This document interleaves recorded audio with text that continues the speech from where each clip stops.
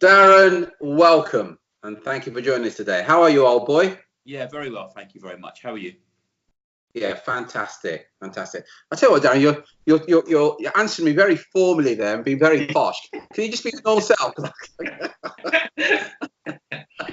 I almost didn't recognise you then when you answered that question. That's my telephone voice, Terry. There we go. And how are you, Drew? Yeah, I'm good, thanks, mate. How are you? Yeah, very good. So on a serious note, Darren, thank you ever so much for joining us. We've been trying to get this organised for some time now, so I really appreciate you jumping on this call with us. Before we get started, Darren, just give us an overview of who you are and what you do, please. Yeah, so my name's Darren Peck. I'm the owner and managing director of DP Execs, and we now are a search company who specialise with private equity companies working to find executives for their portfolio businesses. Okay, interesting. You said now. Why did you say now? Why did you say that? Yeah, because obviously now we're working with you guys, and we've been working with you guys for almost 6 months, I guess now. And prior to that, then we were not so definite about the space in which we worked. Okay, right. So you've been with us 6 months, and I think you said off the record, Darren, it's been the best 6 months of your life or something, or words to that effect. I think it was probably words to that effect, something very similar, yes. So great. Again, if we take it back a step, can you give us sort of what did your business look like before you joined our program?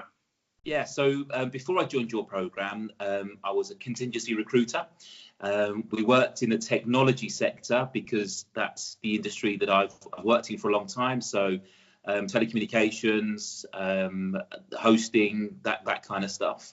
But we would really work with relatively low fees, relatively low basic salaries. And we had a couple of instances over the summer last year where we'd done an awful lot of work and actually got some offers for a couple of guys. And then the business that we were recruiting for just simply changed their mind and pulled the offers. So that really hurt us. And we started to think, even after 15 years of recruiting, that there must be a different way or a different thing to look at. I think I've probably seen one or two of your videos. I'm joking. I've seen a lot of your videos, and so we picked up the phone to you and sort of looked into what you could do to help us change what we were doing. So when you were working on contingency, Darren, what do you know? What sort of percentage of the roles you would actually fill? Very low, honestly. I think there's a phrase in there, something about how much stuff you throw at a wall or something. Yeah. So we were working on basically anything we could get our hands on, and I think we were thinking, if we can pick up 3 or 5 grand as a fee, then let's have it. But the reality is we were probably closing, I don't know, 15-20% of the roles that we worked on, which I think is probably higher than average, but it's still low with regards to the number of vacancies we were working on. Yeah, so if you're the top end, if you're filling 25% of the roles that you're working on, and this applies to any contingent recruiting, it does mean that 75% of the time you were working, you were never going to get paid. Absolutely, and you could put an awful lot of work in on a role and working hard with a candidate, and then the client will say, "Oh, really sorry, someone else has filled that vacancy, or we filled it internally," or there are a whole range of reasons as to why you could lose out on all the work that you put in, which could be many weeks at a time. Yeah. So it's a model I call you're really working time for money. You're putting the time in to get the money, and that in itself is flawed. Time for money model. There's a limited amount of time. We've all got the same amount of time. Money in of itself, you can always make more money, but you can't make more time. So when you then say 80% of the time you're working on getting paid, that's not good. Sorry, no. Like you thought you said. And we worked on our methodology or theory was that if we actually went in with a lower fee, we would open more doors and sort of have more opportunity to get vacancies on. And so we were working. It's probably you could have written a book about us, Terry. I think low fees, contingency stuff. Unfortunately, we had some losses that hurt us. It was a real kick between the legs sometimes. So, I mean, you mentioned that. So that was your business before. You then jumped on a call with us. What was your sort of initial thoughts when I think it was Terry spoke to? What were your initial thoughts when you were speaking to Terry on the phone? Yeah, I think I think a lot of people go into these kind of calls or these kind of things with a bit of trepidation. And is this another get rich quick scheme, or is it going to be too good to be true kind of thing where you're actually going to put a lot of investment in and not really see a return for that investment? So I think I went into it with a bit of trepidation, with a bit of fear, and not really knowing exactly what world I was getting into, honestly. I think that fear and trepidation is understandable, though, isn't it? I think that's totally understandable at the beginning of it. And I think Drew would verify this. Most of the people we talked to initially, I think there are two accurate words there. Fear and trepidation are two quite common emotions that recruitment and search owners feel. And I think part of it is, I think you're a good example. I mean, how long have you been in recruitment yourself, Darren? I would imagine now coming up to 15 years, Terry. So a lot of clients we talk to, in the call, what we do is, it's not a hard sell, but what we're actually going to do is we hold a mirror up in front of you and say, this is what you're doing. You've been in business 15 years, and this is the results that you've got so far. And it's almost inevitable, because it is, you're going to reflect back on what you've been doing. And you said yourself, 80% of the time you're working, you're not getting paid. You've gone in on low fees, because I think a lot of people in business think, if I get a lower fee, I'll get more business. Yeah. By the way, there is no evidence to support that. There's no evidence whatsoever to support that the cheapest recruiter or the cheapest search firm gets all the business. None whatsoever. So I think it's quite common, those two fears, don't you think, Drew? Yeah, I think it's and again, as you said, it's a normal feeling to have, especially because one, hold up the mirror, but also you're stepping outside of your comfort zone. You're going away from what you normally do, what you're comfortable with, and that's always going to sort of stir something up inside you, no matter what it is. I think that's perfectly normal. And I think part of the thing going into these calls, you're almost accepting that you're failing, or you're not doing as well as either you should be or you feel you should be. So it's definitely you're reaching out for some help, and you want some guidance and advice to look to do things differently. And I think the first part of that is accepting that what you're doing isn't working for whatever reason. And that's quite a hard thing to accept. I don't think anybody would like to think what they're doing is not working or not going the way they would want to. I think everybody's proud of them and has a lot of pride in what they do. So to actually say, do you know what? I need to go out there and look to do something differently. I think that's an important first step in the whole thing. Good point. Really good point. Yeah. Again, you spoke about how you felt before you sort of jumped on the call. What was your experience during the call? How did you feel sort of as you spoke with Terry and he sort of highlighted things that you were perhaps doing wrong in your business at the time? Yeah, what was that? I can feel the smile coming on my face because I can remember the call vividly. And, I can remember thinking, this guy's got a really structured call process here. And he's taking me on a journey through the call with regards to, understanding what I'm going through. I've done a bit of sales training in my background, so I could see that was what was happening. But it felt really good and felt really positive. And actually, in the call, I started to feel a bit energized. And actually, this guy does know what he's talking about. And that, potentially he's going to help me, and he's going to help me to do something differently and, take me to a place where I want to be. Yeah, and no secret, there is a process that we follow. And I think you'll verify this. What we do is we ask you a lot of questions about what you're doing and what's working and what's not working. So there is this perception that, there's no hard sell here. There's no me, talking all day or for the whole hour or whatever. It's asking you what's going on, what's working well and what's not working so well, and see what we can do about it. So yeah, you're absolutely right. There is a very precise process that we follow, and it's one, by the way, that we share with our clients that they can follow when they're talking to their prospects as well. Because we don't believe in the hard sell. No, and it was really good to start to say some things that is going well and that you're good at, and actually start to be honest with yourself about some areas where you can do things differently or do things better. So you could start to get that from that initial call for sure. So just on that, Darren, what was it for you? What did you sort of come away from the call looking at, thinking, here's where I can improve my recruitment business right now? I think that for me, coming out of the call, that Terry made me feel that actually I'm probably better than that, and that I'm worth more than that. And why the hell are you selling yourself so cheaply? Because if you're trying to offer a quality service, then going out there cheap, the two things don't go together. You're either good and good value for money, or even expensive, or you're not very good and you're cheap. You can't be one or the other. So I think that was a bit of a wake-up call.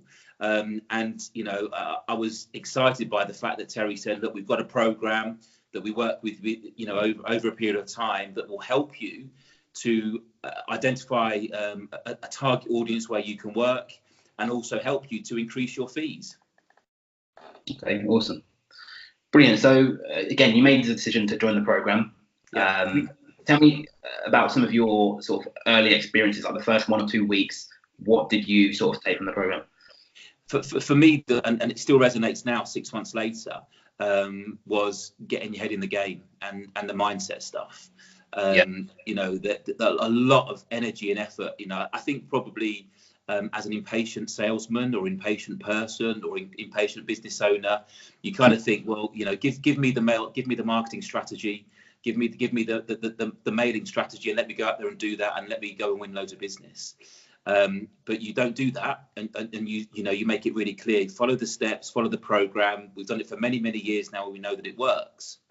So for me, getting my head right, understanding that actually I have got a lot to offer. There's something out there where I can go out there and add real value to businesses and offer fantastic services. But you know what? People are going to need to pay for that.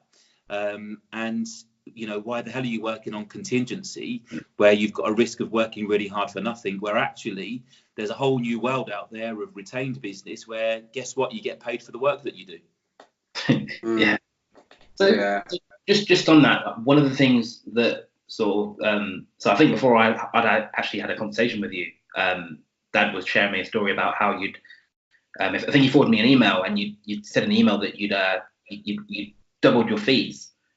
Tell me about sort of the difference between, just in terms of the conversation you were having with yourself, in terms of the value you offer, just to go from, just doubling your fees almost, literally overnight. What was the sort of, I guess, realization that you had in order to do that? Yeah, it was actually, we had a session with Terry around mindset and around getting your head right, and about sort of pitching yourself at the right and appropriate level, really. And the next day I had a meeting which was already booked before the session that we had, and I went in there with a fixed agenda, which was something else that you spoke to us about, and just decided that I wasn't going to go in there to look to be the cheapest. I was going to go in there to look to offer the best value and offer the best service. So overnight, increased the fees by 100%, explained that's how we work. We can definitely find the right people for you, and here's proof that we can do that.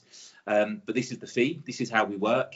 And we work on a 3 payment program where you pay up front for us to start working for you. You then pay another part of the fee when we provide you with a shortlist, and then you pay a final fee when we get the offer. So it was just that's how we did it. There was no question, there was no debate, there was no negotiation. That's it. That's how it works now. And it was sort of shut the door on yesterday as the sun went down, and start the new day when the sun comes up. It was just an overnight thing. I think that's a great illustration there of the mindset, because and you're right. I really appreciate your honesty, Darren, when you said you wanted the secret ninja marketing techniques first and foremost, and that's quite common. Most people say, give me the marketing techniques, but what you illustrated there, see, the whole thing with your fee for any recruiter, they can't charge any more than they believe they're worth. Whatever fee you're charging right now as a recruiter, it's just merely a reflection of your self-worth. Now, recruiters will say to you, but it's my market. My market won't pay any more than 20 or 25%. They will. The problem most recruiters have is their own self-worth. And if you don't believe you're worth, let's say, more than 20%, you can't charge it. And that's one of the key reasons that the mindset is imperative. It's the foundations for everything that's going on. But it is about your own self-worth and what you believe you're worth. To repeat, you will only charge and ask for what you believe you're worth. You can't ask for any more than you truly believe you're worth. It's a perfect example where we can get you to look at your self-worth and self-esteem and everything else that's going on there, and you embrace it, and you increase your fees by 100% overnight. And here's the interesting thing, because I notice people who listen to this now going, well, yeah, but see, there is no evidence to support that having a lower fee will give you more business, and there's no evidence to support that if you increase your fees, you'll get less business. In fact, here's what will happen. You will lose business, but you're only going to lose business from the price buyers. But the increase in fee that you're going to get, the more than make up for that anyway. Yeah. There is, and again, don't take my word for it. Go and test it for yourself. And I think the key thing is you feel better within yourself, don't you, Darren, when you're charging what you believe you're worth. Absolutely. And interestingly, I had a subsequent meeting a week or so later, and again went in there. This is how we work now. And the managing director was convincing me and talking to me about why it should be retained, and saying to me, you need to get paid up front for the work that you do. Of course you do. Why would you work for nothing? So he was actually selling it back to me, which, a month earlier, I would have ripped his arm off for a contingency 10% fee. So it was really interesting how getting your head right is the whole start of the process. Yeah. And what that means is with your head right, with that mindset, you communicate that clarity and that certainty with the client. So what it does is, you're instilling that confidence in the client, has that confidence in you simply because your mindset, and recruiters say, well, we'll do it on contingency and we'll do it at 8%, 12% or whatever. What they're saying at some level, I'm not sure if I can back myself here, but a retained recruiter saying, hey, listen, I'm the best there is, and I back myself. And if you want to work with the best, you're going to have to pay for it. There's a massive difference in the message that you're giving to the clients. There's great examples there, Darren. Thanks for sharing that. No problem. Awesome. So again, we've looked at sort of the journey went on the pricing side. We also done some work on your marketing as well. Yeah. So talk to me about that. How did you find that sort of process? I mean, because were you just cold calling before? Not really. Hoping for some referrals, hoping for, it was a bit of a wing and a prayer, if I'm really honest with you. Maybe some LinkedIn, but mainly it was, asking for referrals, chasing down referrals, getting the most that you possibly could from few clients. It sounds amazing now that I've got away with it for 15 years, doesn't it? But, I think that we had some good clients, and I think we're pretty lucky, honestly, that they kept growing and they kept coming back for more. So, I didn't really have a marketing strategy, if I'm really honest with you. It was really very hit and miss. Okay. And so what about now? What's your... Yeah, we now have really turned the whole thing on its head. I think we're now... We're a marketing and business development beast. We've got a really good strategy in place. We've got really good actions that we follow on a day-by-day basis. We're very highly active with regards to the work that we're doing, and we've got a really good structure in place that's providing us calls to decision makers on a daily basis. Perfect. So just sort of going back to what your business was like before you joined our program, in sort of an average month, how many new decision makers would you speak to? Single figures. Really, yeah, very few. Okay. And how many on average month now do you speak to? We probably speak on an average now to probably 2 a day. Average. Brilliant. And again, we say this a lot, but the more decision makers you speak to, the more opportunities you get. The more opportunities you get, the more sales you make. So that's brilliant. And people now, because of the activity, that they're saying, I've seen you on Facebook. I've seen that, I've seen I follow your LinkedIn updates, so actually people are now becoming familiar So, you know, the calls that you're making aren't cold calls at all. You know, people are, you know, on the main, you know, welcoming to speak to you. And, you know, it's the fear of picking up the phone and making a cold call just isn't there. Perfect. Awesome. Fantastic. And I'm curious, that's what impact does that have on you, knowing that when you pick up the phone and talk to somebody that you've never spoken to before, that they actually know you? How does that affect? What impact does that have on you, Darren, when that happens? Yeah, the call starts off in a much better place. You know, it's already a warm call. It's like having a conversation like we are now. You know, and it's very much easier to understand the implications to the business, the implications to the individual, of not having the right person in place at the moment, which is why we're having the conversation to help them. So it's a much more reciprocal conversation, and you don't feel like you're having to try and push water uphill to try and, you know, convince this guy that he should actually be working with you. Yeah, some really interesting points there. Excellent. True. Yeah. I'm sorry. I thought you wanted to say, I thought you're pulling a face there that you were going to say something. I thought you were going to say you wanted to ask something. No, you just like look at your face.